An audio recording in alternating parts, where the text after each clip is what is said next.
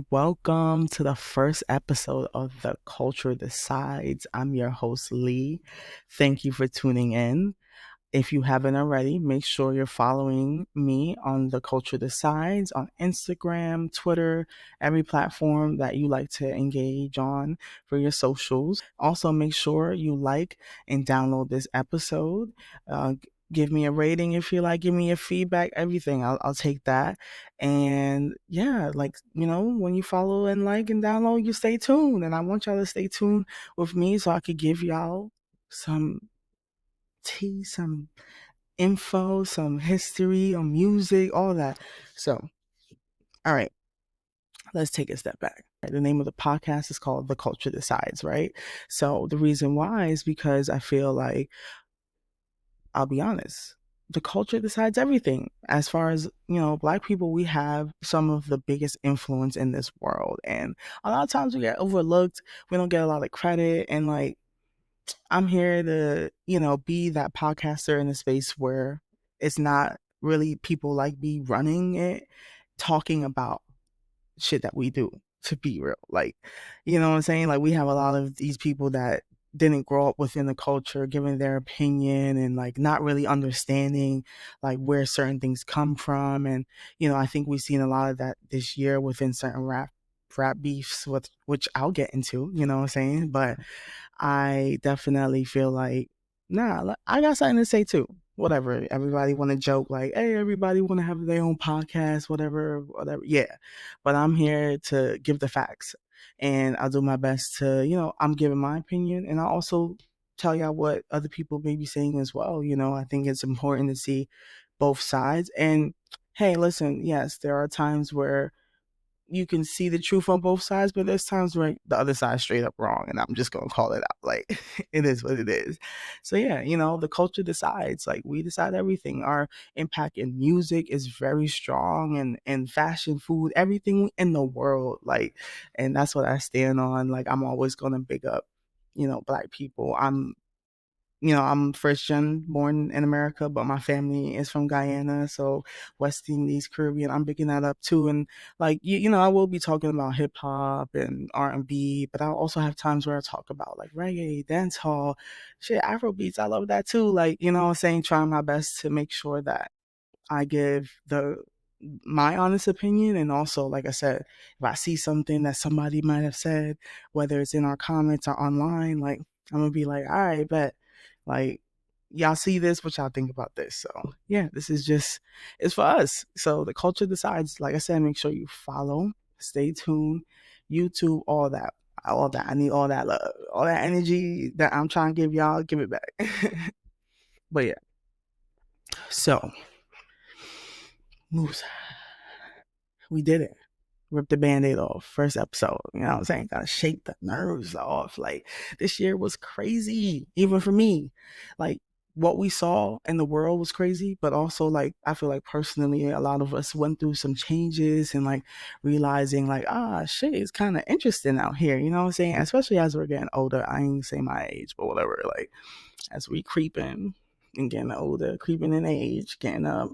You know what I'm saying? Things be happening. So it's crazy, but whatever. Shake it off, take a deep breath, get back out there. That's all you got to do. And I'm not saying that is the easiest thing to do, but once you do, you start to feel a little better. So this is me shaking it off, getting out there, you know what I'm saying, a little motivation. So on this first episode of The Culture Decides, we are going to have a recap of this year. It's time to whack out 2024. Thank you, Kendrick. Love that. GNX was popping. I'll get into that later. But yeah, I think, we got to talk about it. We got to talk about it. I mean, I got to talk about it. You know what I'm saying? Y'all can listen. Y'all can talk back to me if y'all want. But I think it's been an interesting year, to say the least. Cat Williams really started us off on a wild note. That was actually, I think that episode of Club Shay Shay had dropped. It was January 3rd. The third day of January. And we got January coming around the corner. So I don't know what's finna happen now. But he was wilding. So I think that kind of ripped the band-aid off, and everybody was like, oh, this is going on. Oh, this is going on. And then we had Diddy locked up, and everybody been saying, he's been kind of weird. But I'm like, no, that's more than weird. That's He needs to be kept where he's at, like on the no throw the key away. You know what I'm saying? Like that's uh-uh. Yeah, I didn't say he was doing all that. But like I said, wild year. I think, we have those years like 2020 was wild. 2024 was wild. Okay. Not saying it's the same because we had, COVID going on. It's a whole nother monster. But this year was, it had some crazy moments. But, we'll talk about it. We're going to talk about the rap beefs, the state of the music this year within hip hop and rap. And I'll tell y'all too, like, some of those top moments within music, some unfortunately sellout celebs, which we'll get into that. And SZA actually just dropped Lana finally, deluxe 2 years later. I mean, been holding on to SOS, so I'm happy to finally have something else to listen to, but we'll get into that as well. And then I will end it off with the top music on my list, whether y'all agree or not. You know what I'm saying? You might have your own list, but I'm letting y'all know what I've been listening to throughout this year. And usually, like, the music that sticks with me is the ones with high replay value, of course, and the things that sound good. You know what I'm saying? Straight up like that. Like, if it sounds good to me, I'm gonna play it. I don't care how many sales it had its first week. It doesn't matter. Like, if you like your music that's on your phone, that's what matters. Don't get caught up with like first week sales. And of course, there's certain artists we looking for a certain growth within those numbers, but like, don't let that decide what you listen to. You know what I'm saying? But all right. So y'all got it. We going in the crazy rap beat, top moments in music, sellout celebs, SZA album review, top music on my list. Right. So rap beefs. I know it's been talked about all year. Like, there's been a lot of crazy drama. I mean, like, to the point where it's like, it felt like if you stop looking at your phone, you will miss out on something else going on. It was just a lot going on, a lot going on in the industry. And like I said, I think Cat Williams really band-aid off when at the start of the year, and he laid it on the table, and so did other people. So, rap beefs. First of all, we know the big one that happened, but I want to say on the both sides, women and men, and within the rap realm, there's been beefs on both sides. Like, we had Meg and Nicki started off in January, and like, I think that one, it was a rap beef, but it wasn't no battle. Like, I feel like Meg said what she said on his, and that was it. And Nicki kind of spiraled, and so did her fans. And then she dropped Bigfoot, and it was not good. Like, I don't care what y'all say, that was not good. That was, she was definitely trying to troll, which that is often done when you dissing somebody, but it was not a good troll. Like, come on, Nicki. Like, Nikki is just is not. She I feel like she's too far gone at this point, in my opinion. Barb's, don't come for me. You know what I'm saying? I am coming for y'all goddess, whatever, but don't come for me.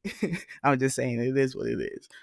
But she also dropped and did her tour, and not really did as good as some fans themselves were saying, but that's another story. And I think Meg, really, in that song, she was coming for everyone that ever came for her. And like, if you felt like the line about like your man was about your man when she didn't say your man name, then that's unfortunate. You got a guilty conscience. He is a weirdo, like, and you decided to get with him, which I don't know why, but whatever. We had Meg and Nicki. That was like the end of January. So Cat Williams started, then we had Meg and Nicki going back and back, and Nicki was going crazy on Twitter. Then Lotto and Ice Spice, that's been brewing for a minute now. It's like they gotta have they battle. I don't know. They always gotta put women against each other. It's like, listen, we all need to stick together, because at the end of the day, the men is trying to run the game. Like, come on, ladies. But whatever. We had Lotto and Ice Spice beef, and it did not do Ice Spice well. In my opinion, I feel like that moment happened, and they was both, taking punches on each of their songs, but like, I do think Lotto definitely, like, on Sunday service on, I think that ended it, honestly. And then Lotto dropped, Sugar Honey Iced Tea, and I ain't really hear people talking about Y2K like that. I I don't have any songs on there I listen to, honestly. Like, she got her radio song and shit going on, but like, it's not like that. It's not hitting. Her beats be fire. Shout out Riot, but her bars don't. So I think there's a lot of work to be done there. And I am curious to see how she does with this year. There's a deluxe coming out, so deluxe or an album, whatever is coming out. We're gonna see how she does, how people gravitate towards it. She had her weight loss journey, which I ain't gonna talk shit about that. Girl, congrats, you did that. But other than that, I think also too, the male gaze. Like, now niggas is like, oh nah, like I ain't really into that no more. Which, whatever. We're gonna see how she decides to, maybe this is a whole image change for her. Like, we gonna see how she rocks. But Cleo did take her swag back. Cleo said, exposed her for how she treated her on the tour, which seemed really just like, why you ain't making sure everybody eat? Like, damn, you never make your friend go hungry. Like, that's crazy. But Cleo called her out. Well, actually, before Cleo even called her out, her old friend did, and nobody really believed Baby Storm. But, it was just like, actually, some of these things might be true. I mean, they text messages. And then once Cleo started saying it, it sounded off. It was like, all right, girl, this is the second time now. It's given. Something's going on. Like, I don't know. And yeah, and that since then, it's just like karma got her. And Nicki don't seem to really fuck with her no more. So that's why I say Lotto songs been on replay on my iPhone. Shit, I mean, ain't no shame in my game. Like, I feel like she had the summer vibe going for real. So I fuck with it. I mean, some people say there was a little like Glorilla and like JT beef, but I feel like Glow was like, bitch, don't check me, whatever. But yeah, that was going on in the women's side of things. And then if we talking about big one, I feel like this one, we've been waiting for a minute. You know what I'm saying? Like, they had their time years ago where, they worked together, but now it's a different time. And truthfully be told, like, I'll say it like this, so y'all know. Historically, I was a Drake fan. Yeah. I would be the one like, oh, it's about to be midnight, Drake dropping. We gotta listen to this. Like, I definitely loved his music, especially like growing up. He was always there. And I think too, that might be some of why he's seeing like this shift too. He's always been there. I feel like there was some point where I started to feel like you need to take a break. Like, you are oversaturating the market with your sound and diminishing the quality of your work. And I feel like once it gets to that point, you are going to lose people. And that's one of the many reasons why I think he started to lose people. And I'll get into like the other reasons. But yeah, I think we've been waiting for this for a long time, and Kendrick, I I listened to him as well. Like, Damn was amazing. I think I would say that was one of my favorite albums from him, but he's always had like hits, but he's not as in your face like that. He's not always on social media like that. Like, you could go on his Twitter and see all the posts he's made in a year, probably on like maybe one screen of without scrolling, on your phone. But the point is that he more on that humble side. Like, he don't really talk his talk like that unless he is recording in a song, in my opinion. And like, I do feel as though like Drake was like, nah, I I'm gonna annihilate this dude because he don't really be out there like that. I got the streets on lock. Like, I've been doing this, running this for a minute. My fans love me, and yeah, they do. But Kendrick is very talented, so I do feel as though he underestimated how much power like Kendrick would have, and like, not even power, like how much like influence Kendrick will have on the culture once he dropped and said what he had to say. Like, Mr. Morale was great, Damn was great, like, Good Kid, Mad City, like, so like much music from him has been great. I feel like whenever he drops, it's consistently good. It's never been like a, oh, this was, and that's the thing. I feel like as a rapper shows more, hey, I'm more about quality over quantity. And Drake in some way has been sacrificing his quality for the quantity, trying to stay relevant, keeping up with like the TikTok sounds and staying, he wants to like stay. I think Gen Z is one of the most like paid attention to demographics as far as like age, and we have a big influence on what's going on, and then the generation under there, so he's trying to stay relevant with that crowd, you know what I'm saying? And it's like, all right, well, some of your people that's been listening to you may not necessarily like this new sound, and I think he's trying to find that balance that maybe he hasn't found yet, in my opinion. But yeah, as far as like the timeline of the beef, well, a lot of people argue about when it originally started, but I'll say it like this: Drake been talking his shit for mad long.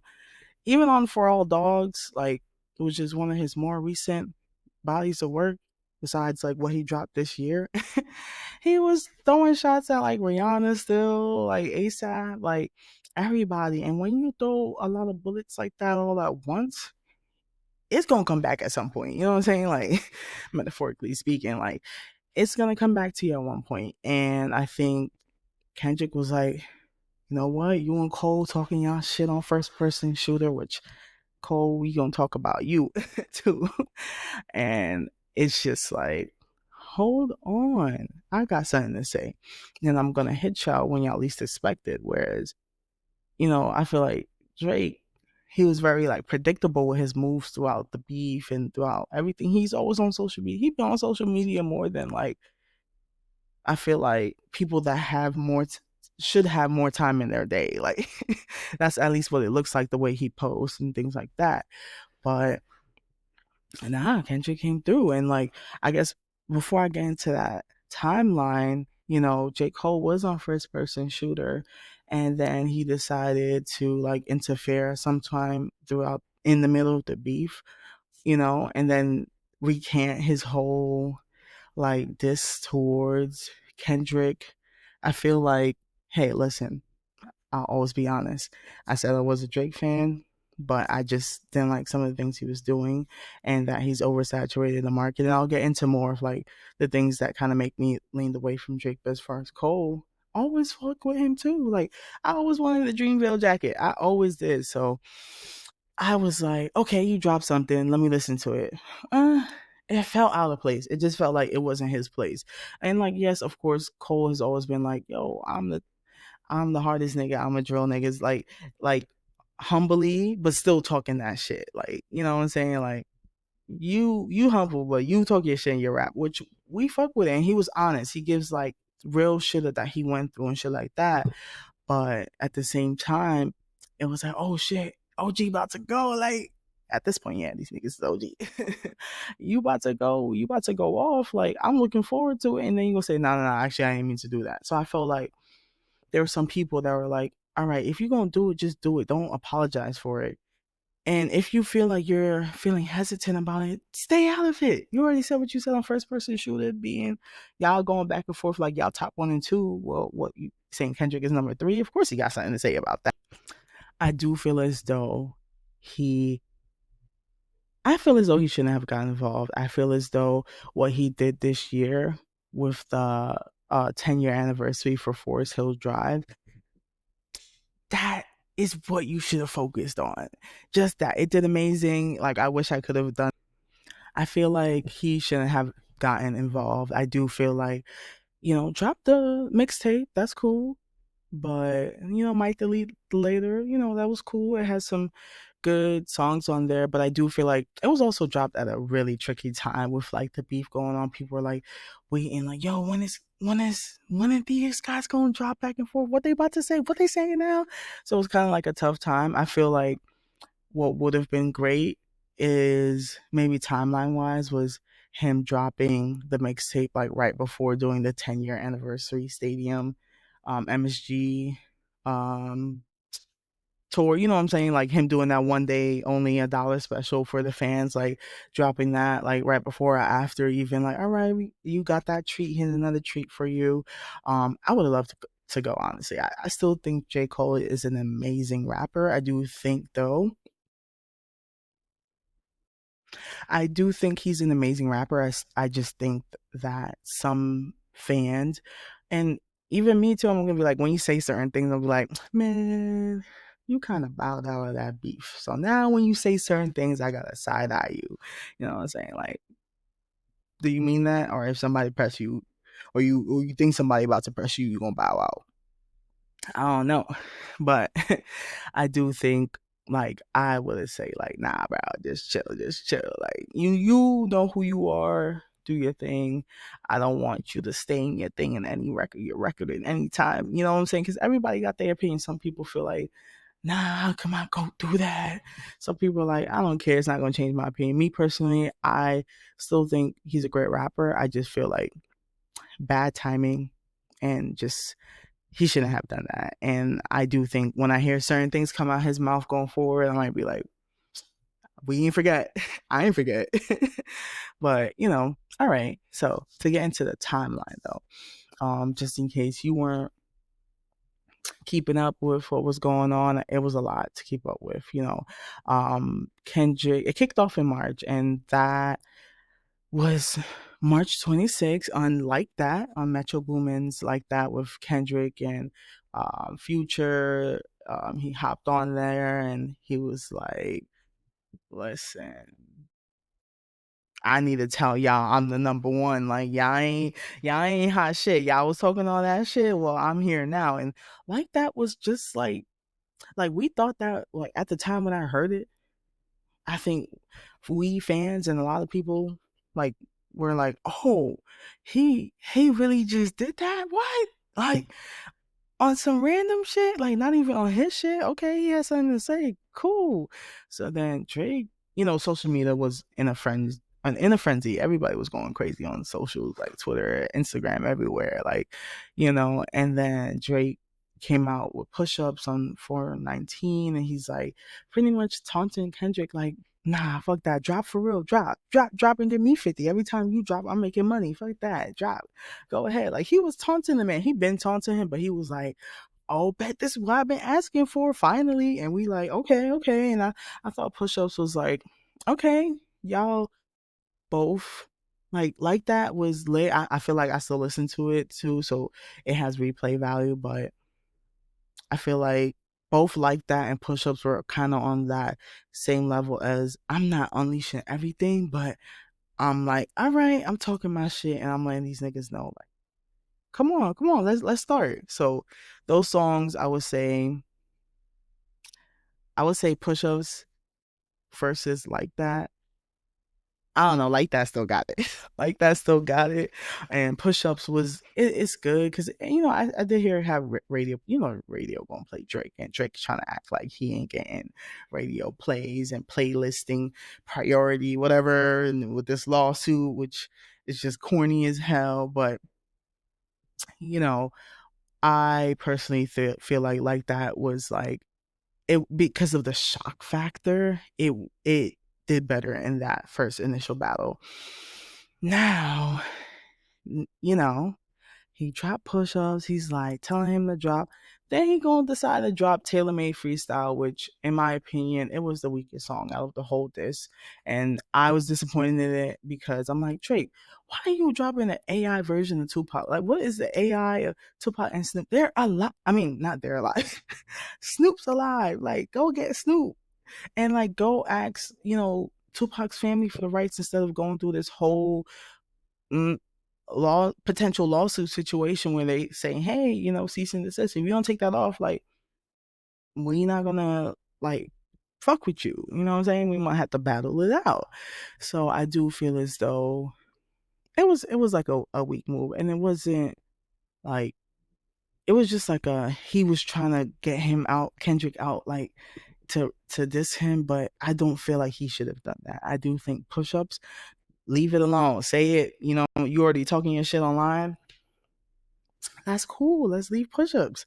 That's good. So whatever he dropped that again, I think it was in like that same week, same day, mid-April. And then the Boogeyman finally came out. Mind you, this whole time, academics, all these people. on social media like, yo, Kendrick ain't say nothing. He taking mad long. He a pussy. He this, he that, saying mad shit. And I'm like, give him a second.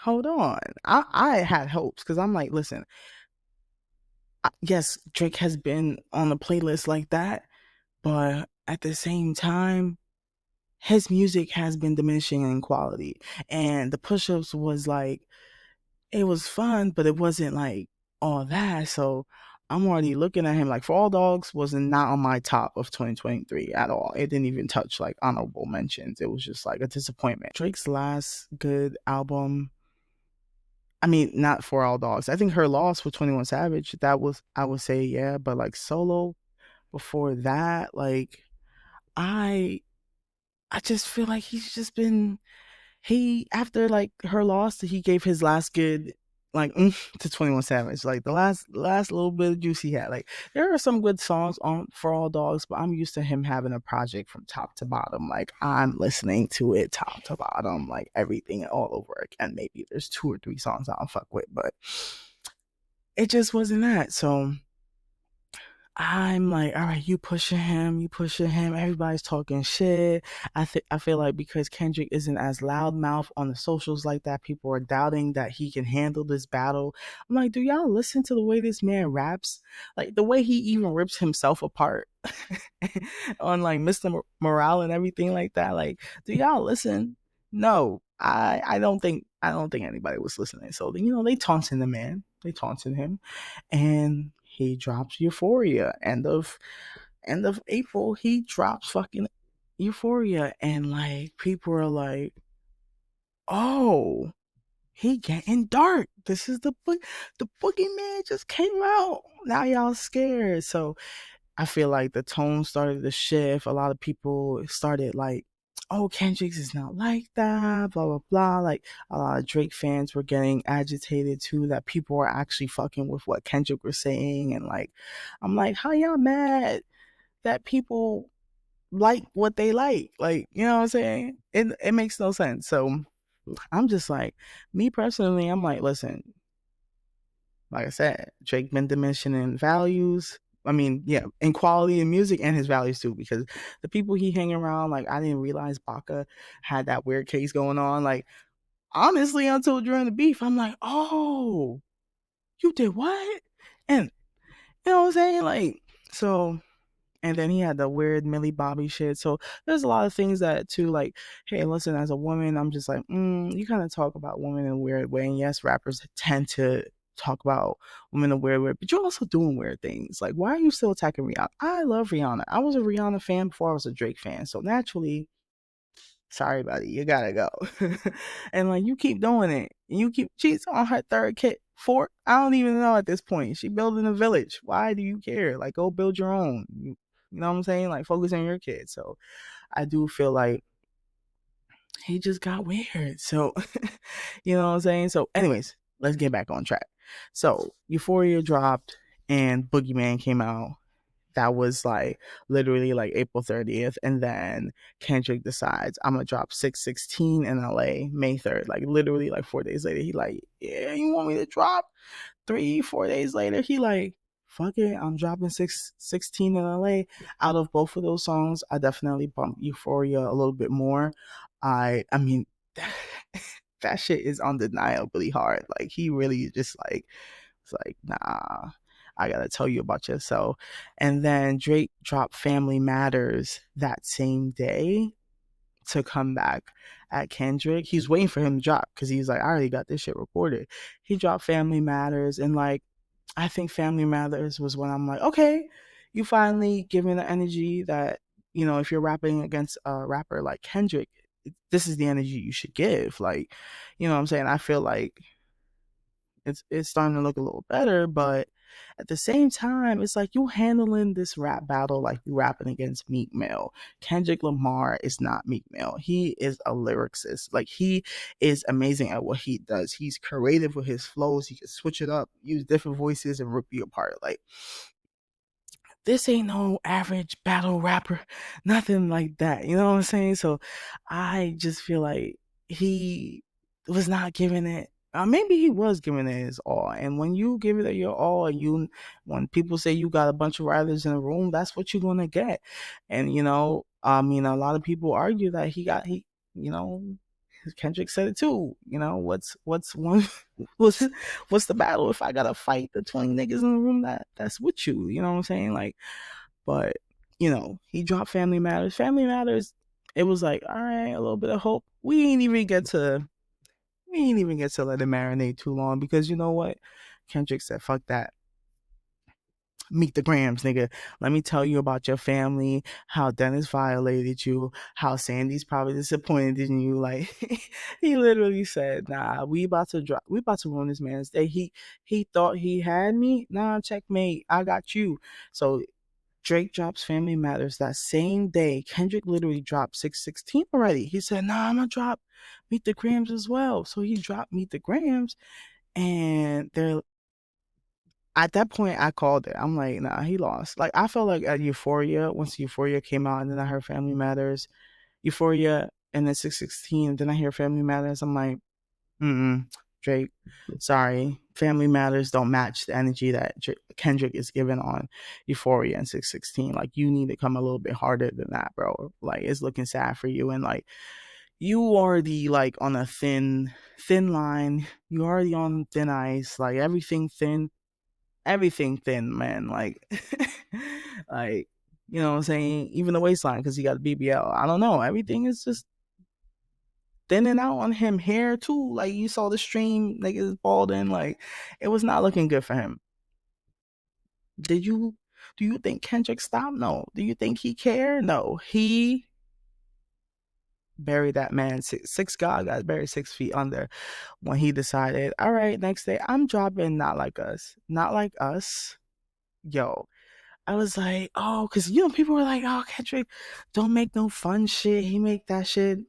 Nobody could get fun and dance to this shit. It's just like boring shit. No, he dropped Not Like Us, and the entire summer, bro, entire summer, people were like at the barbecues playing Not Like Us. Like I was hearing it out of people's cars everywhere around the neighborhood. Like, I myself played that song mad times. Like Juneteenth, he had the Juneteenth concert, and like Juneteenth itself, there's mad block parties. Like people blasting Not Like Us. Like it really felt like a song for the culture. Like nah, like you did go to all these different places in America and still Black Americans culture.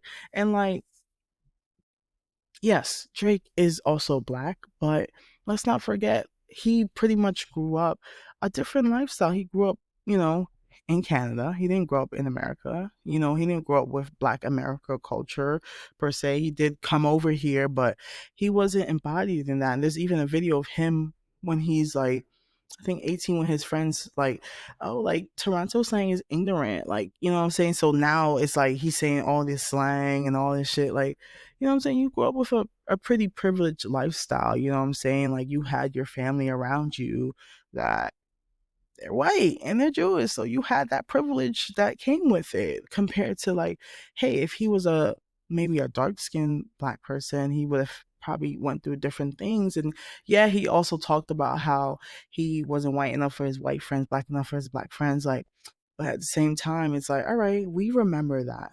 Why are you coming over here acting like you don't remember that? Like now you're on stream with like Aiden Ross, who was with Trump, the Orange Man, I should say.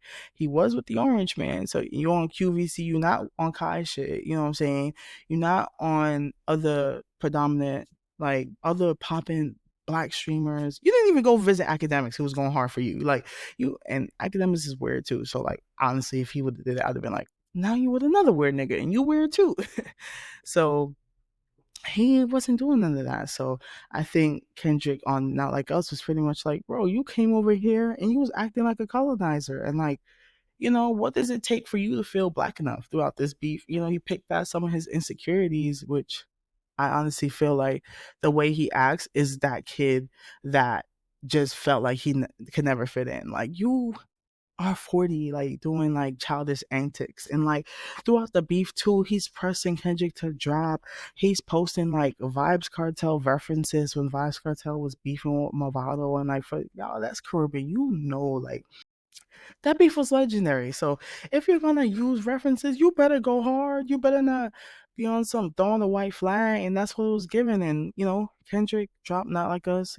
Drake tried to drop the Heart Part 6, which it was bad. It was so bad. I don't even think people really talked about it like that. And thankfully, Kendrick did service to himself and dropped the real version on GNX, like the real Heart Part 6, which sounds way better, amazing, you know what I'm saying, the way it should have sounded. So it was a crazy time. And like I said, I do feel like a lot of Drake fans, because they're so used to him being at the top, not seeing him be at the top, not seeing him winning, you know, it was a shock for them, and like to the point where they're attacking other people and upset. And it's like, yo, listen, it's okay. Sometimes your favorite rapper is gonna lose.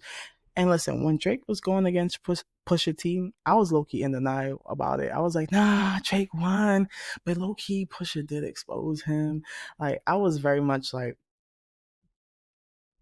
I don't know, but he really did violate him back then.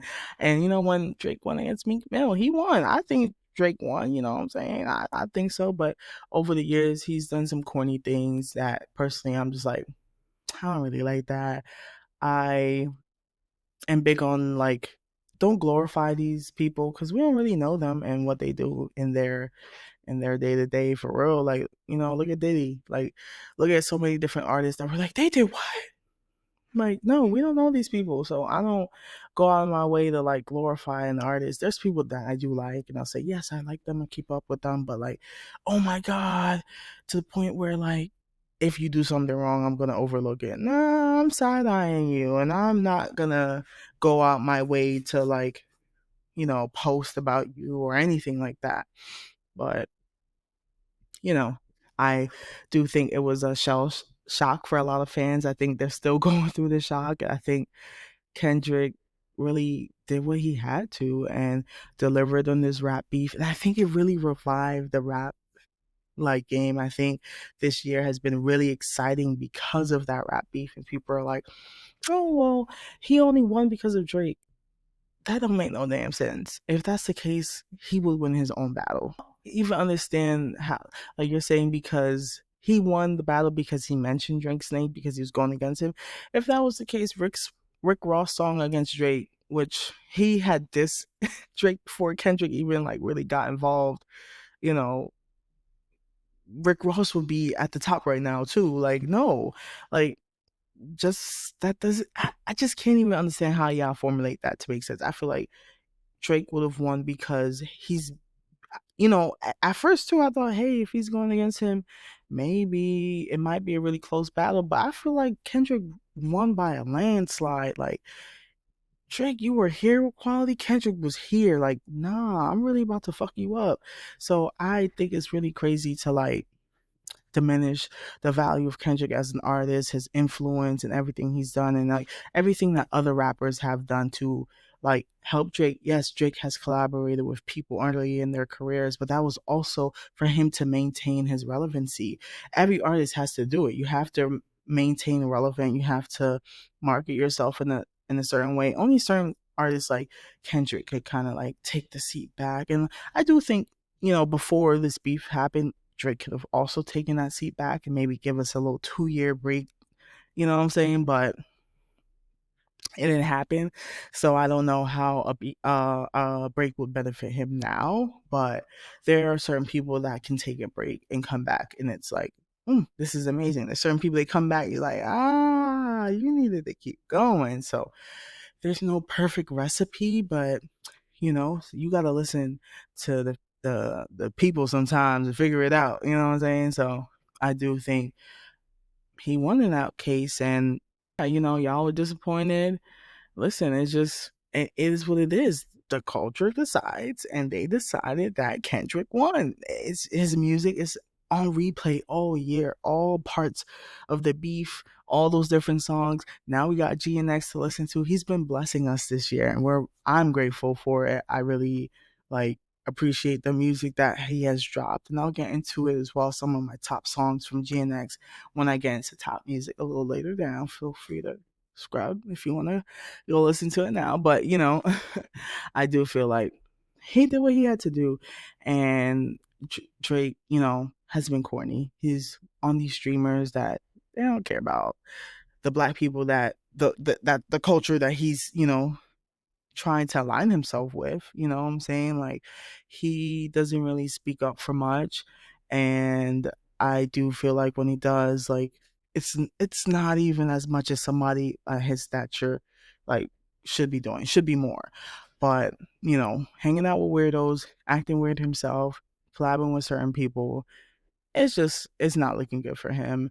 And I do feel like, like I said before, like those people that Kendrick called out, like Lil Baby, Future, 21, all these different people. Yeah, he did run down there. He did run to Atlanta, run to a lot of different places, especially after Pusha T dissed him and like exposed, like, nah, this dude's corny. Besides him having a kid, like he did the weird blackface thing, which would always stain him, at least in some black people's eyes. Most, I think, are kind of like, regardless of the point of doing that, why would you do that as a black person? That's kind of weird. Like, don't put that image of yourself out there. Like, you never know how that's gonna haunt you. Like, so very much like it. And a lot of people started to pull away from him from that moment. But like, now all of this shit is resurfacing. It's like, yeah, after you got exposed, after you had certain things happen, you did come down and collab with certain people. And like I say, as an artist, it's your job to maintain relevance. So you're gonna find those ways to maintain relevant, and that's what he did. He went down there to work with those certain artists, and I do feel as though, like, I still fuck with the songs that had came out with those artists, but I feel as though they mutually benefited from it. It gave Drake some things to stay relevant with.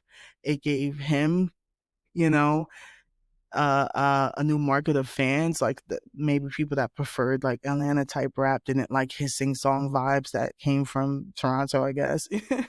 But I say, when you start disrespecting the people that were fucking with you and you start airing shit out, there's a lot of things that we don't need to know as fans. We are regular people. We don't know half the shit that be going on. We only know what they tell us. But I do feel as though certain things didn't have to be put out there. And when you put that out there, you have to know that it could come back at you in any way. You know what I'm saying? Like, whether it's the people looking at you funny or other people saying, hey, I got something to say about it too. But yeah, that's the summary of the beef. And in my opinion, I mean, I think it's clear now. I think Kendrick won in a landslide, like I said. But, outside of the beef, well, first of all, before I get to that, I want to say, you see how Meg started the fire. Cat Williams started the messiness. Megan Thee Stallion started the fire, which leads me to say, woman revived the rap game. Woman revived the rap and R&B game this year. You know what I'm saying? We had Lotto, we had Glorilla, we had Doechii, like, we had Kehlani, we had a lot of good music from women in general, like from across the genres. Like, you know what I'm saying? We got Sabrina Carpenter, but whatever. I ain't talking about all that shit. I'm talking about our shit. But you know what I'm saying? We had SZA, we had a lot. And I do think, let's give women a credit. We did that. You know what I'm saying? But yeah, now that we've went through like some of the rap beefs of this year and kind of like that summary of like Drake and Kendrick, I want to get into two top moments I want to talk about that happened this year. And I think they're kind of like funny moments, and one of them is actually pretty relevant right now. So actually, Young Thug came out, he free, you know what I'm saying? I think for a minute now, a lot of people have been following his trial, and Thugger Daily on Twitter, X, whatever, I ain't calling it Twitter, X, whatever, I ain't calling it X, whatever. Thugger Daily, he has been like, or he, I don't know who it is, but whatever, they has been delivering like the facts about the timeline and everything. And I myself was able to like keep up with the timeline of the court case through that page. But yeah, he's free, and like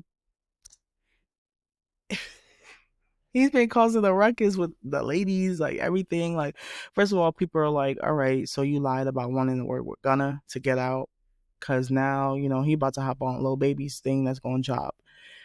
Actually, it seems like the first weekend of January. So, potential review coming out about that album. I would say, as far as Lil Baby, I listen to Gunna more. I'll be honest. Lil Baby, I feel like his quality has also started to diminish as well. Like, as far as like, if he drops a project with like 15 to 20 songs, I may listen to two of them, but he's not top on my replay list. Like, I don't really like seek his music when I'm going to listen to music. That maybe some of his older shit, but like for me personally, like he's not a top artist for me. I feel like, yeah, he's always gonna get the radio plays and all like that. He's well connected and everything, but I prefer Gunna. I think Gunna has always been the better star of the two, even when they were working together. But yeah, Thug came out, was like, I ain't working with that. Whatever Wham say go. I don't know if this is just marketing for Wham, like, but I do feel like they sleeping on Gunna, and Gunna's still gonna kill it. He has been killing it this year, and I'll get into like actually that in my top music. He has been doing his thing, but Thug came out. He started causing a frenzy with that. People are like, we don't know what side you on, but he out of jail. He beat the case. He beat the charge again. But he also dropped the streaming release of Slime Season 1. So, for those that's been with him, like, really excited to have this on streaming platforms. We don't gotta go on like SoundCloud or find it somehow or whatever the case is. So that's exciting. And like, bruh, this dude Thug, he had the ladies on lock his entire time in jail. I mean, Mariah the Scientist has been going hard for him. We know Jerica is the OG lady, but when that photo dropped of his wall in jail in his room, I'm just like, Mariah should have known from then that, girl, you was not the only one. There was mad girls on that wall, and everybody was like trying to piece them together. Like, okay, we see Jerica. The moment you seen Jerica, girl, you should have known. Like, oh wait, this not my place. Like, I need to like stop, sidestep. I need to just, But nah, she was loyal. She held it down. He came out of jail. And she was like, you know what? I'm actually going to leave my show mid performance because my man just came out. And girl, no, you never drop your bag for nobody. And look, now he embarrassing you. Like, there's Jerica, Mariah the Scientist, Devin Haney's wife that was crying while married to Devin Haney. Like, Devin Haney already took mad L's, but damn, now his wife too. That's crazy. Like, and then on the flip side, so that's a big release of the year. But on the reggae side, on the dancehall side of things, Vybz Kartel free. You know what I'm saying? Vybz Kartel got locked up when a lot of us were like in, like, I want to say middle school, high school.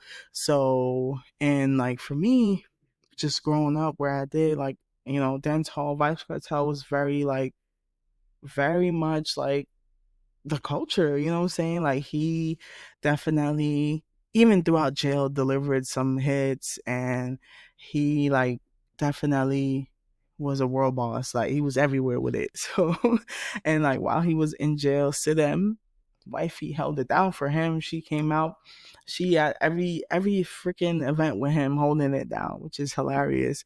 But yeah, I think those were like some top moments that people were like, oh shit, these artists are free type shit. Those aren't like the only top moments, but just like two, like, all right, these people are out.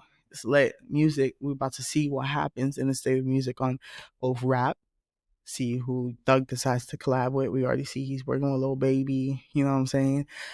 And then we got Vybz Kartel free, so see how that affects dancehall. He got his, concert about to, go off. in Jamaica with a bunch of artists, so that's gonna be exciting. Whoever's going, I hope you have fun. Like, I wish I was there for sure, but that's gonna be really fun. End of the year, nice vibes to go into the new year with. Looking forward to seeing what they both drop on both ends, because I'm staying tuned to both genres, all genres. You know what I'm saying? Whatever we do, I'm listening to.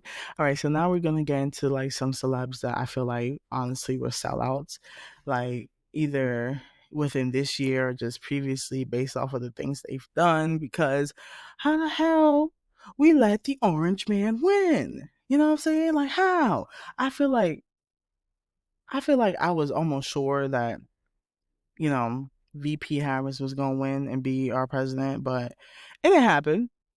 Sad about it. As a black queer woman, you know what I'm saying? As a black lesbian, whatever the fuck, you know what I'm saying? I am scared. And I feel like a lot of our peers and like even people that, like I say, don't look up to these people. We don't know what the hell they doing. Celebs and everything. They have let us down. I've seen even people that I like went to school with and like close with. Well, not too close, but like just like, nah, you was close. You was too close if you had them type of views, like supporting it. And it's just weird. It's just weird. And like, unfortunately, that's what we have to deal with for the next 4 years. Hopefully he don't find no trick in the system. But like, there are some, you know, artists that actually like kind of show their ass. And like, I feel like all of these things, all of like these people have a bigger influence than like uh, the average people like us. Like, you know what I'm saying? So when you go on a platform and you say certain things, there's people that's gonna believe in it. And even if you're joking, they're gonna be like, "Oh, bet that's what I need to do. Like that's what I need to believe in." You know, so some of them ain't even relevant right now. Like Waka Flocka, Sellout, not even relevant. Whatever. 50 Cent, never surprised about what he does. He's always been like a trolling type of dude. But like, you know, growing up, I always listened to him, and like this was before I guess exposed to certain things that he did because we were so young. But like, you know, definitely one of those like OG rappers, like with rap beefs and everything like that, that people like fuck with. And he got his Power series going on, everything like that. So very talented, very much a smart businessman. You know what I'm saying? Vitamin water, smart water, 102, whatever. He's been doing it. So, but he just be saying some shit that's very corny. One of the things that he did recently that was very corny was after Kendrick had called out like white comedians speaking on black women, which yeah, why are you speaking on black women? Like, get the fuck out of here. Like, he was speaking about like white comedians speaking on black women, and a lot of people were like, oh, this must be a shot at Andrew Schultz, whatever the fuck. 50 Cent was giving him a pass for some of the shit that Andrew was saying on another podcast, like insinuating that he is gonna do weird things to Kendrick, which was just like weird. I don't know. I didn't like it. And he's like, oh no, it's funny. Like, I don't know why you would find that funny. But whatever, you a different person, you not me. I didn't find it funny, whatever. You don't gotta be like me. But I just feel like when he himself has, you know, disrespected women, black women as well, and then he goes on like to speak with this dude and says shit like that. There's actually impressionable people, not even just young people, people older than me, same age as me, whatever the case, that's like, oh yeah, that's how I need to think.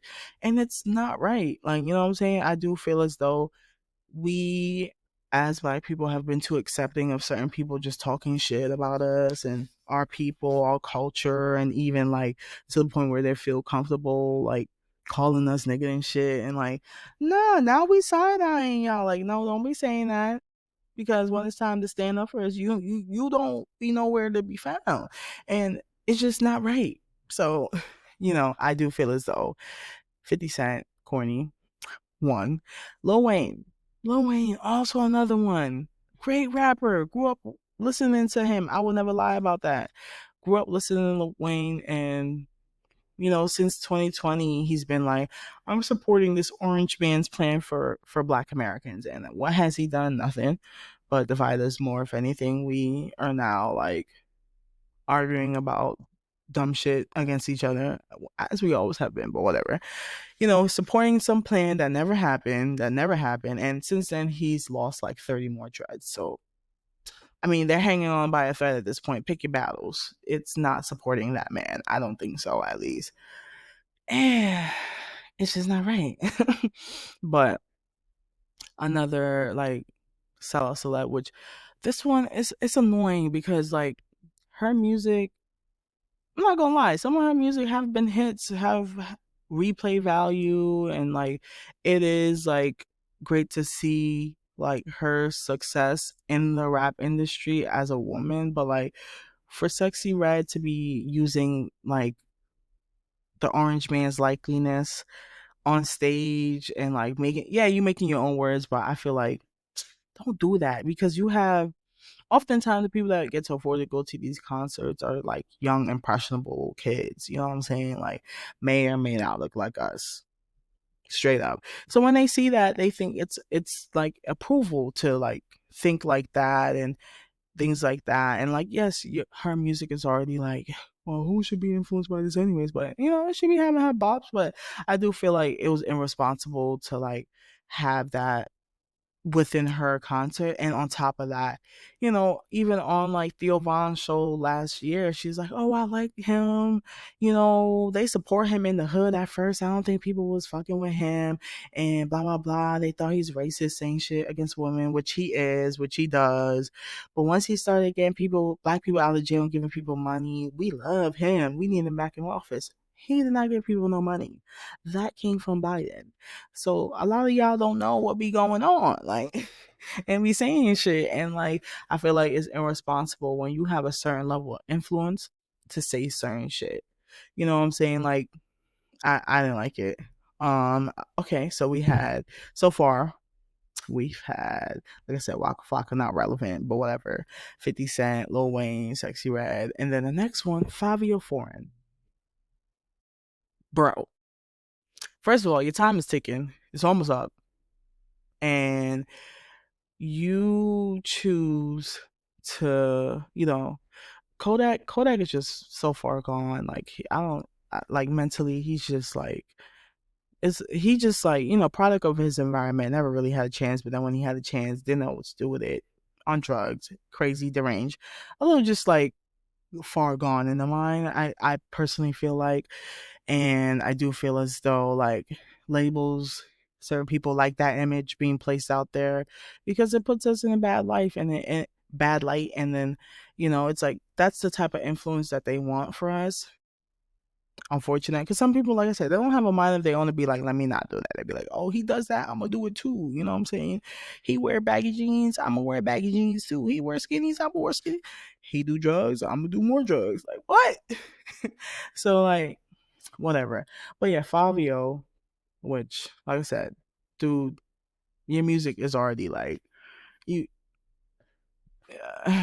you lucky that you even had a place like after Pop. If Pop was alive, Pop Smoke, I don't think Fabio would have had like as big of a career. And if he did, he wouldn't have been the main one like out of New York type shit. And he's not really, in my opinion. Like, I feel like he's been kind of corny and he hasn't really been like giving quality music. I mean, he had a couple hit. Has he really?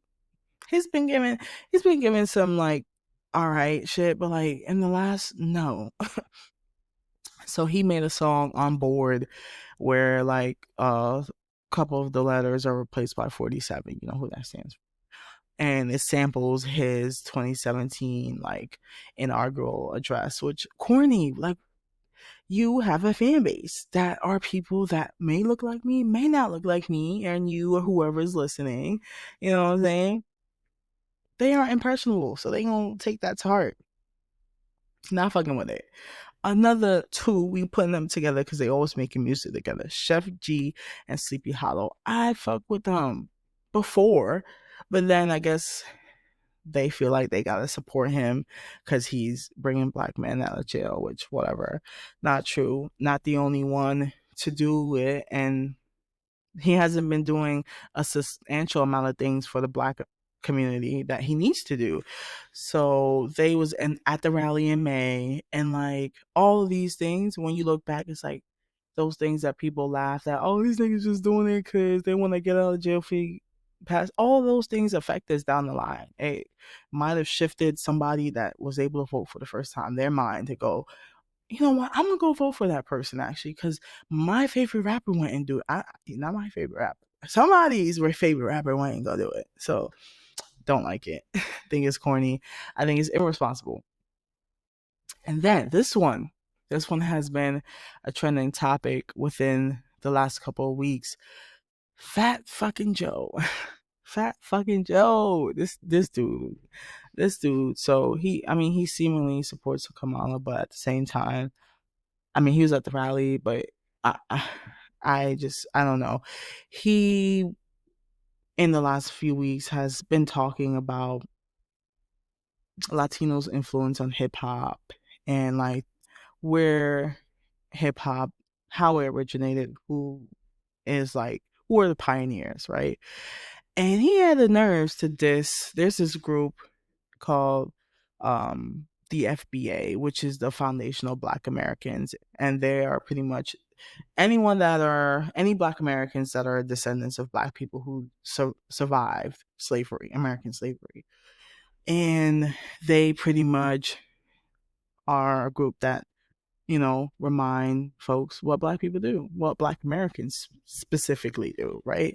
And Fat Joe is dissing this group, and not just that group. I feel like Black people in general, because when you take a shot at like one group of Black people, I gotta side eye you and see what you're saying. You know what I'm saying? I of course don't agree with everything that everybody says, but there's certain things that I do, and I gotta be like, hold the fuck up.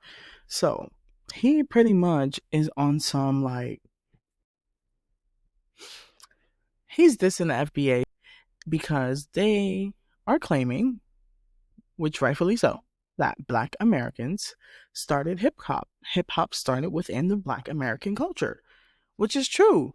And he's saying that they're trying to change the narrative and that these are rumors made by radical Black racists. And what? Black racists?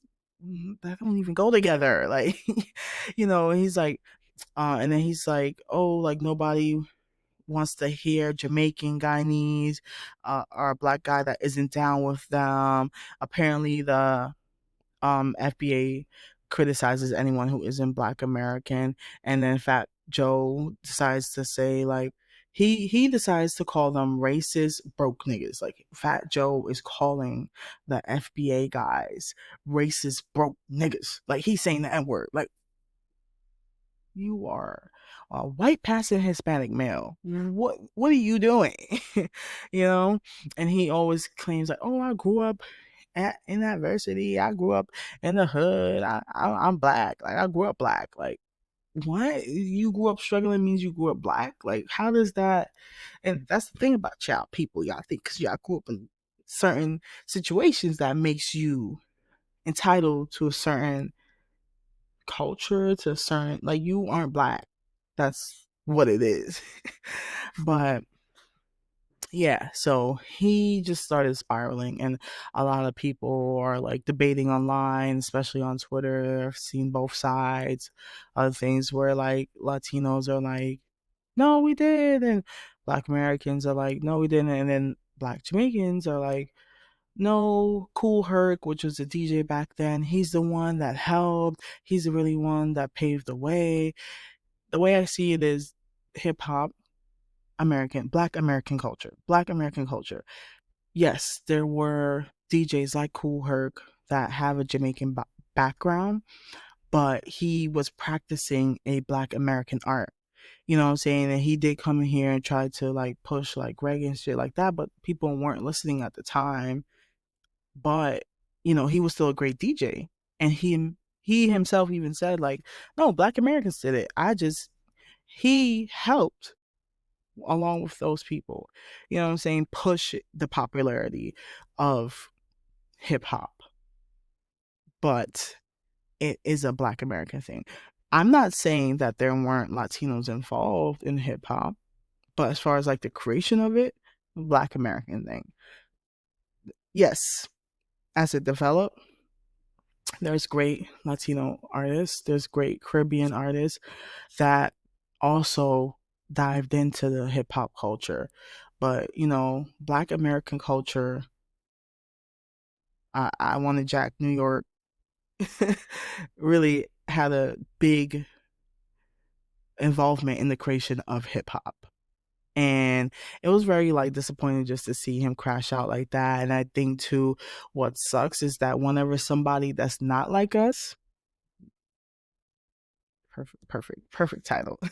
Whenever somebody that's not like us speaks on Black people in general, because I hate when we're separated. Yes, we are different, but I hate when we're separated, because what it does is it creates a divide, because now we got, instead of people coming at the person that said the bullshit, we attacking each other. And there's people that's like Black Caribbean attacking Black Americans, and then like it's just silly. It's like this is what they want.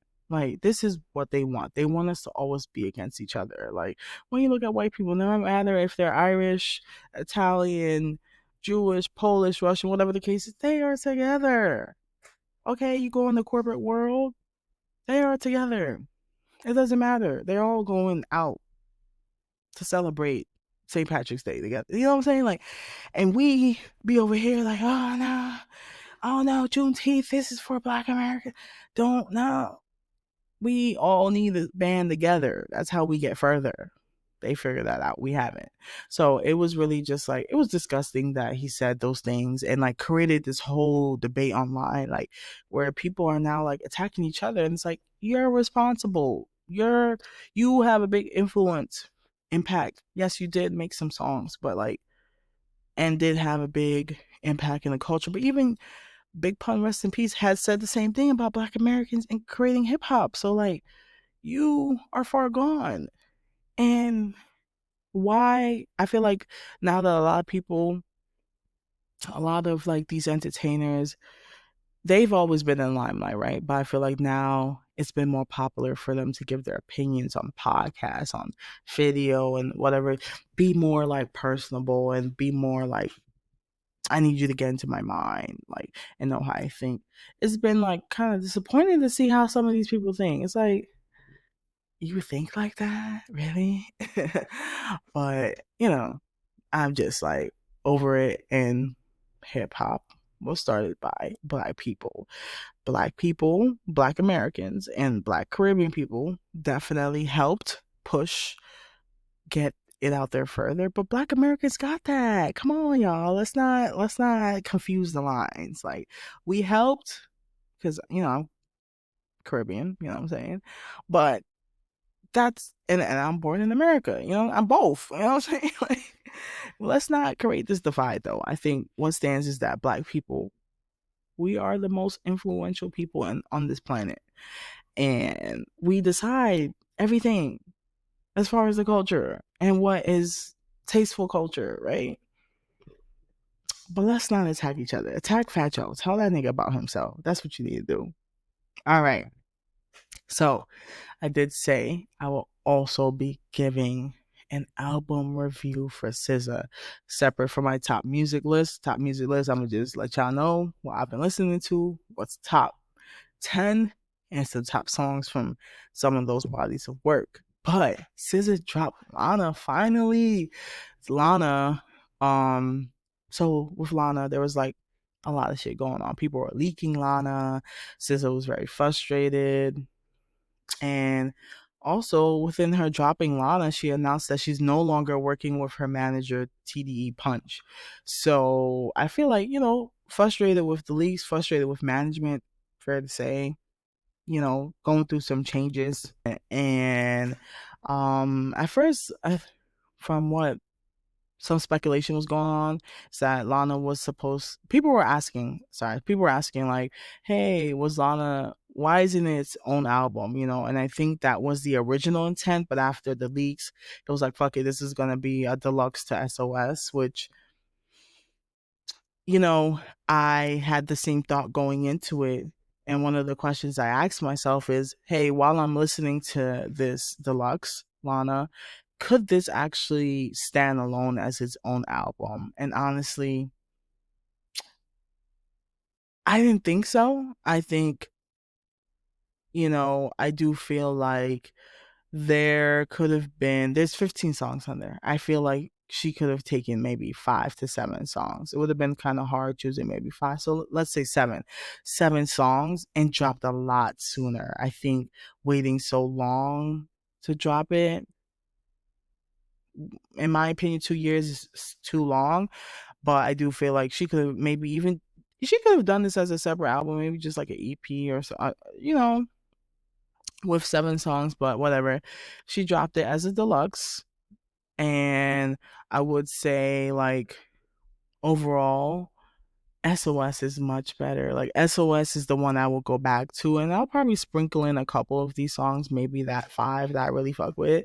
But I feel like SOS is like that, like back against the wall, drop down, belting out lyrics that you can't even hit the right notes to. Like, that's how I feel about it. I'll be singing SOS like I'm a singer. I ain't no singer.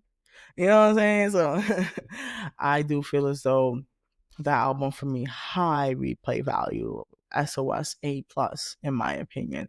Lana, I think it's more of like, I feel like it's a B minus. It's almost a C+. I'll give it a B minus though. I do feel as though SOS just holds so much weight, and like when you're like, okay, this is deluxe to that, she's still going through like the theme of just like, all right, I'm talking through like, this is how I feel. Like, I'm not gonna be fake no more. I'm gonna be the real me, embracing who I am, and like all that kind of talk. Like, I ain't gonna let no man ruin my shit. Like, blah blah blah. That's kind of like the talk. When she kicks it off on No More Hiding, it's like a flute type butterfly vibe. Like, I don't know, that's the words that came to mind. And then she's like ready to be the real her, and like she's not giving out fake love, none of that. That song was okay in my opinion. What Do I Do? I like that song. I feel like that song's like an 8 out of 10. Pretty much in that song, she's like, she caught the dude red-handed, and she heard him doing his thing on the other end. You know what I'm saying?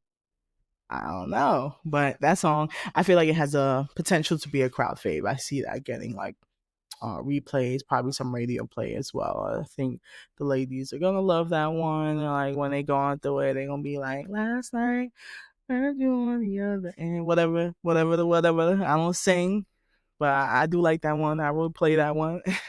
Now, next song, 30 for 30 with Kendrick. That's my top song. I'm sorry. And I'll tell you, I listened to it when it first came out, and I listened to it again like literally yesterday. I was in the car. I like to like listen to albums in the car because I feel like when you're on a road trip or going somewhere doing something, like, how that album makes you feel is like, for me, that's like, okay, I feel the bass pumping through the speakers of the car. Like, that gives me a really good like listen. I like listening to an album like that as well. Like, I'll listen to it at home, but I gotta listen to it in the car. um so yeah, 30 for 30, amazing. It's my fave so far. I think out of all the songs, that's gotten the most replay individually. And for this song, they actually sampled I Call Your Name by Switch the Band. That song actually came out in 1979. So, I'm gonna try to sprinkle in a little bit of history for y'all, you know what I'm saying? So y'all understand where it's coming from, take y'all back every now and then on those future episodes. So yeah, this came out. I Call Your Name by Switch the Band. Great song. Go check it out. Came out in 1979. So some of the youngins was actually on the net talking about, oh, this sounds like Pray for Us by Trippie Redd, blah, blah, blah. Take that from Trippie Redd. No. Trippie Redd was not the originator of that sound. Pray for Us was on St. Michael, Trippie Redd's album. But this is a sample from the band called Switch from the 70s, 79 to be exact. So go do your research before you on the net sounding loud and wrong. 30 for 30, beautiful sample. Love that song. People thought it was a Drake diss too. They're like, because, Kendrick's like, you arguing with niggas that think they cuter than you. Oh. And you arguing with niggas that they on their period too. I mean, if you think that's about Drake, then that's what you think about Drake. But I think this song is more so like, don't fuck with them niggas that's acting like acting bitchy, acting too good for you, and like all that. You don't need to deal with all that. You know what I'm saying? Like we going 30 for 30. Like, oh, come fuck with me. Like, but yeah, I love that song. Top song. Diamond Boy. I think that's another crowd fave. Me personally, I give the song like at first I gave it a 7 out of 10. I'll say 8 out of 10. It's a pretty good song. And she's pretty much like, you know, telling the dude, that's her diamond boy. That's my everything. I've seen a lot of couples actually using this too already on TikTok. So it is one of those songs that's a little more viral on the album Deluxe, as well as 30 for 30. BMF, it's like a cutesy, like, I love my man vibes. It's for the ladies or for the fellas or for the days, whoever is listening. So, I'm not sure what BMF stands for, but she's like talking about like on the song, she's like complimenting, like, oh, I love my dark and handsome man, blah blah blah. And like shout out SZA, she's shouting out the dark skins, like shit, whatever, we'll take that. Scores say baby daddy. I hope I'm saying it right. But to me, it's like a pop rock type vibes. I hear like the guitar and the drum kit on there. I do like that one. I feel like it was like a fun vibe on there. Love Me for Me. Title speaks like is it love me for me, that's what it's about. And like I said, she's all about embracing herself and like, this is who I am. I ain't gonna be fake. I ain't gonna do none of that for nobody. So yeah, she's like, love me for who I am. That song, maybe I was harsh, but I gave it like a 6 out of 10. 6 7. It was good. It was good, but it was okay. It was like a calm vibe, like nothing that stood out. Like I said, SOS, back against the wall, drop down to the floor, belting out lyrics. It wasn't giving me that. So that's what I'm comparing it to, because it is a deluxe to that album. I mean, even if she had to drop this as an album separately, I would be comparing it to her previous body of work. But yeah, and then Chill Baby. I like that. I think it's cute. Like, I don't know, 8 out of 10. It's a chill baby. Like she fuck with her chill baby. Like I don't know. Shit, I wouldn't be mad at it. You know what I'm saying? If somebody referring my baby call me her chill baby, like thanks, babe. You know what I'm saying? So it was good. My turn. This song, it was pretty good. It's like a 7 out of 10 in my opinion. You're probably like, how you rate My Turn higher than Love Me for Me? It's my turn now. Like that's why. Yeah, it's a good song. But like I said, it's not like y'all gonna know when something's fire. I told y'all 30 for 30 is fire. You know what I'm saying? So now the next song that I really, really like on Lana is Kitchen. Now Kitchen, this was actually a sample as well. Voyage to Atlantis by the Isley Brothers. That this one dropped in 77. This song was actually, fun fact, it was dropped in 77 and sampled over 52 times. And in my opinion, I think this is a great sample. It is like a 9 out of 10. I said 8.5. I'd be like, nah, it's a 9 out of 10. I listened to it again and I really like it. I think the sample's great. I love the song. It's a great song that, she's on by herself. So that's good. And then we have the Get Behind Me interlude. I do like that as well. I know it's an interlude, but on the songs like Not Today, Satan. And I'm fucking with it. Yeah, like Not Today, Satan. Y'all been trying me all year. You ain't gonna try me in 2025. Not this year, Satan. All right. I feel like it's like a perfect like wake up, nobody gonna fuck with me type vibe. Like it's like a quick motivation song. It actually samples a TikTok video by this creator Thickney, and it's pretty much Thickney on like a passionate rant. Like, so I do feel like that song. It was a pretty nice interlude. And then she goes into Drive. Drive, that's in my top 3. She's like, drive, keep driving. It's like, turn that song on when you're on the car. I turned it on when I was on the car. driving through some traffic. I'm like, come on, I gotta keep driving. Let's get out the way. Like, you know what I'm saying? Rainy day type vibe. Top song for sure. Now the last couple of songs on there, Another Life. I feel like that's like it's like a nice karaoke song if you can hit some high notes. Disclaimer: I can't. Will I? Yes, I will still try. And then Saturn that has actually been out. It's on the radio. It's everywhere. And it's still like a top two, I would say. I think out of the entire album, like 30 for 30 is definitely top for me. Top one for sure. I love Drive. I love Saturn, Kitchen, Diamond Boy. What do I do? Those are my top songs. Those are the songs that I would say keep, and the rest delete. You know what I'm saying? Like straight like that. I do think, like, overall, like I said, this is like a B minus compared to Lana. I mean, compared to SOS, it's like SOS is an A plus plus plus plus. Like, you know what I'm saying? Like, when I had listened to Lana, I was like, let me actually play SOS original, all those songs. And I was like, nah, like, look, it was no skips from the top to bottom. I was like singing every song. I'm like, nah, okay, so that's why I'm like, B minus, because like the rest of the album does, if you're listening to it all together as a deluxe, it's good, but it's not her best work, and she could have taken some songs out of there. And yeah. All right, so I told y'all we was gonna give you that SZA review. Now I'm gonna go through like some of the top music of this year for me personally. This is things that I listen to.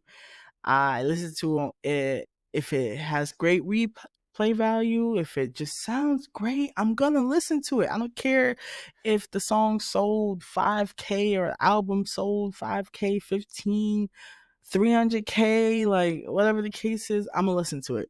Now, before we get into the list, some honorable mentions. Like I said, I feel like this year really like gave a boost back to hip hop and R&B overall. The rap beef, the artists that were dropping, very exciting. Like we had artists like everybody, a lot of people was dropping. Like Party Next Door came back out. Like, you know what I'm saying? Like we had like Bryson, we had, Schoolboy Q. We had a lot of people drop this year, and it was amazing.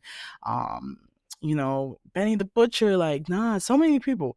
As far as like what's on my top, I'll get into, but as far as the honorable mentions, these are albums that I listened to, I appreciated it, but it didn't make that top 10. Now I would say SZA Lana, if we're just counting the songs that's on Lana, it's an honorable mention.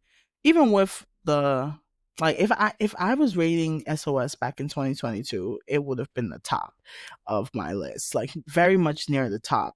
Because I'm probably not thinking about everything, but that would have been like a top three for sure. Now, because of just how much I've listened to it, and yeah, she dropped it end of the year, so it's kind of like hard to place it, but I just, compared to everything else, I don't think it would have been as high up. So even if she dropped it earlier. So yeah, Lana, SZA, honorable mention. Sir, he dropped heavy. TDE was going off. You know what I'm saying? TDE was working. They was giving us music. Thank you. But yes, Heavy by Sir, if you haven't, great album, great R&B album. I think it was great. Kehlani, While We Wait 2, also another, like, I was like, oh, this is going my top 10. Like, I listened to it a lot, but I do feel as though it's just, there's also some things going on with her personally that like I wasn't really feeling. So I was like, I don't really know about you. So honorable mention.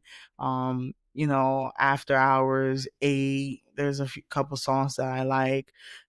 Blue Lips by Schoolboy Q. I think that was a great album. I did listen to a couple songs. Like when it first came out, I was listening to a couple songs on repeat, but I do feel so throughout the year kind of like fell off the playlist. Chromacopia by Tyler fucking Creator. It was amazing. He did a great job. Some of my top songs. Actually, one of them, funny enough, is with Schoolboy Q, Thought I Was Dead, and Santi Gold. I think that song was a really great song on the album.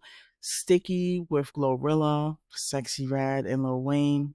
Amazing. I see a lot of people saying they want like Kendrick to actually hop on that because Tyler did a Hey Now remix like last week, a week and a half ago, and that was actually pretty good. He was having fun on there. I feel like he gave some of like the retro Tyler, new Tyler vibes. I do like the freestyle, and people want to see Kendrick hop on the Sticky freestyle. But I mean, as it is, it's a great it's a great song.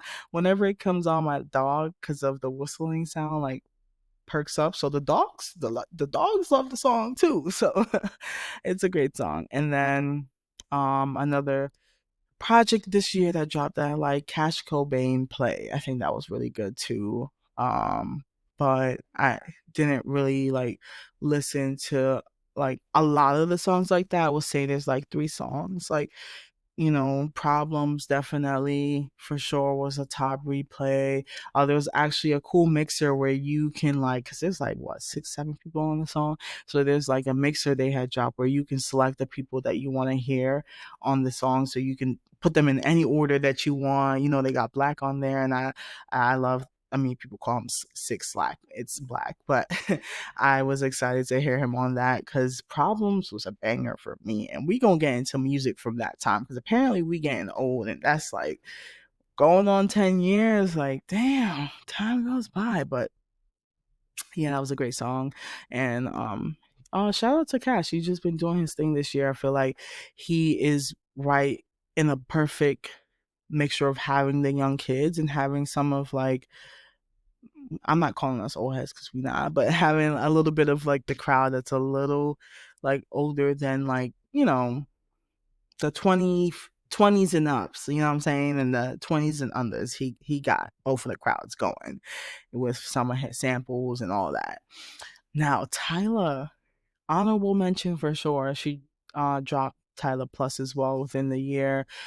She got bangers on there. I fuck with Tyler's song, her album. I think it's great, and I honestly replayed that a lot throughout the year.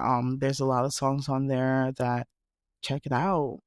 And when you go check it out, make sure you following the Culture Decides. I gotta make sure to remind you every now and then. Make sure you're liking this episode. You know what I'm saying?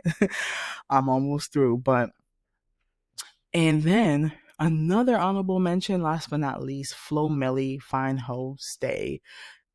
Never Lose Me is a top song for sure. Like before the album came out, it was great, and then she got a remix on it. Like Cardi hopped on there. I really fuck with it. I do feel like Flo Milli has developed over the years with her sound, and each time she drops a body of work, it gets better. So that's what I like to see from artists. Just like you're not diminishing your quality like over time. It's just going up.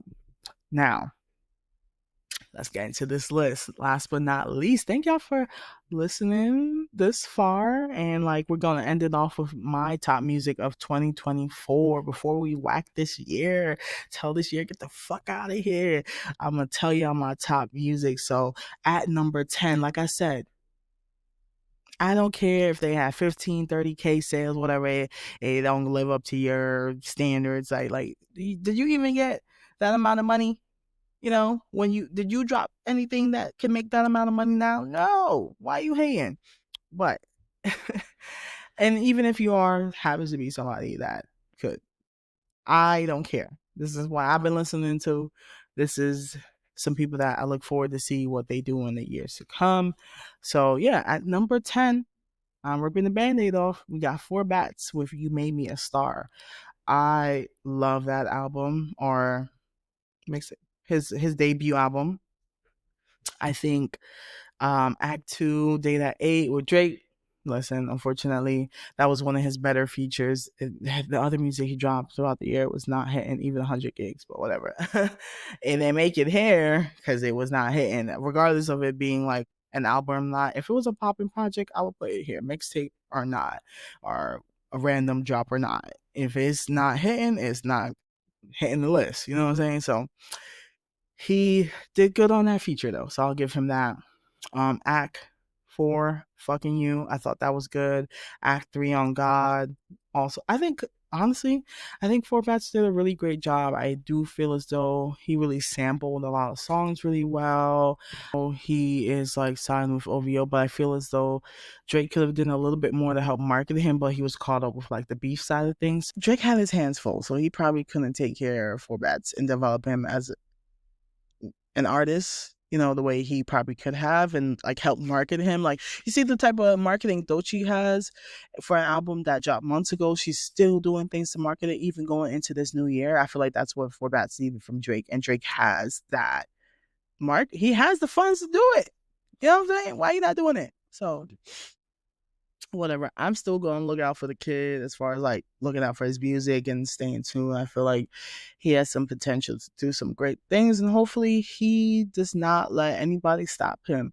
Now, next on the list, Lotto, Sugar Honey Iced Tea. Listen, I was bumping that OD. Like, I think Lotto, like I said earlier, she beat Ice Spice at her own game. Like, I'm about to pull up.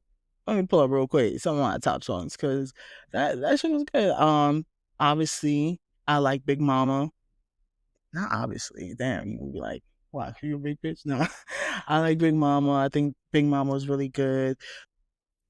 Georgia Peach, Big Mama, Blake There She Go, Brokey, like, there's a lot of good songs. I Put It On the Floor. Cardi B, Sunday Service was on this. Like, I think she did a really great job. That album, I would say, is like a B for me, but it's a lot of replay on there for sure. And so, yeah, she's at number 9. And then Gunna, One of One. Gunna did his thing. People keep sleeping on Gunna. People have like a misconception about the court case, and he plead the fifth. He ain't say nothing and all this stuff. Alfred's plea, research it if you don't know. But like, regardless of that, I'm not no street figure or whatever the case is. He did his thing. He did what he had to, and he's been maintaining and making his money regardless of who wants to work with him or not. I mean, Offset has been, and been working with him and benefited from it. So ask him how it's worked out for him. That One of One, What's Up, What's Ham. Proud of them was with Offset. Actually, speaking of him, or my top 3 songs on there. And then number 7. So that was number 8. And number 7, I would say Metro Boomin and Future did great work this year. We Don't Trust You and We Still Don't Trust You. Listen, I fuck with them both. Honestly, they both could share that spot at number 7. I honestly, like, that was great, but like, just both bodies of work. I think we got like the R&B side of Future, and we also got like the hip hop side of Future. I feel like it was again some throwback Pluto. Like, I was fucking with it. I do think like Metro did amazing at producing, and Future did great at like delivering bars. You know what I'm saying? So it was really great. Like, he helped revive the rap beef and the rap game with the bodies of work he's been delivering. I mean, Future himself and Metro with that, like that, and the BBL Drizzy and all that. They've been going crazy. This year was really them. Now, number 6, Doechii, Alligator Bites Never Heal. I mean, I can never imagine getting bitten by one and having to go through the healing process. Fire title, first of all. Amazing artists. I think they are just taking care of her as an artist. This is what a rollout should look like. This is what marketing should look like for an artist. Like, it never stops. A song can blow up months later. You know what I'm saying? You don't only market it when it first comes out. You keep marketing it, quite frankly, until you got your next body of work you want to start marketing. In my opinion, you never know. There's people's songs that they dropped years ago that's blowing up now on TikTok, all these places, and you just never know. So you put your all into it. You know what I'm saying? Marketing is everything when it comes to reaching different people. And she's done that, and her team has done that, and she's done amazing. My top songs on there: Boiled Peanuts, The Nile is a River. I love the alter ego talking back to her, even the breathing exercise at the end, like the woosah, like, you know what I'm saying? Like, I think that was all fire. And then Nissan Altima, it's just a big year for her. She's doing her thing. So number 6 goes to Doechii right there. Um, as far as replay, I've been listening to it. Like she's doing it, and I look forward to seeing her progress. Like, you know. Now, number 5, Glorilla with Glorious. She did her thing. Let her cook, and she did indeed. TGIF, let her cook. What you know about me with Sexy Red.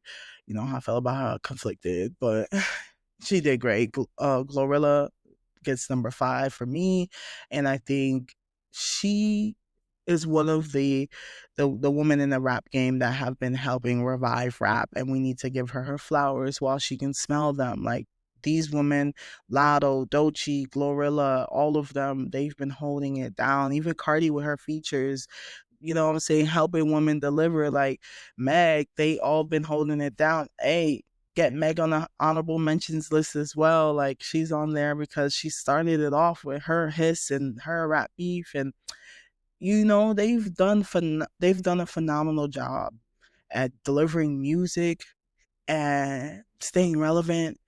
And yeah, so give credit where it's due. Now, at number 4, mixtape Pluto. Like I said, Future been doing it. Future been doing it. He been doing it. He been dropping music. He dropped 3 projects, which some people, not everyone could do that, honestly. And I was also very skeptical about it. I'm like, you dropping 3 projects, bro? You sure? Like 2 albums and a mixtape. You sure that's gonna be good? Is that not gonna be oversaturating? I don't know, but nah, he did it because he's on my list. All of them are on my list, so I'm surprised, but I'm very pleased and I'm grateful. Shit, it gave me music to listen to. Music carries me through the day. Like I fuck with it. So Ski, Teflon Don, Pluto Ski, like man, that mixtape is just good. Like that's it. Like it's a motherfucking A minus for me. And it's number 4 on my list. Then number 3, American Dream by 21 Savage. He started off the year very, very strong. Red Drum, which stands for Murder Backwards. Shoulda Wore a Bonnet with Brett Fayez. Prove It with Summer Walker. All of Me. Like, there's a lot of songs in there that I really fuck with. And I think I really appreciate this album too because I got to see him perform in Philly. It was a great, like, time to be there. I mean, it was on the field outside, so it was a nice vibe right before it got too hot, like in June. I really appreciated this album. I listened to it throughout the year. I got to see it in person. I think 21 as an artist, like he's doing great. He does just enough, and like, hey, he could keep going from there. You know what I'm saying? So this was really great. This was great to hear. Now we getting down on the wire. Number 2, Party Next Door 4.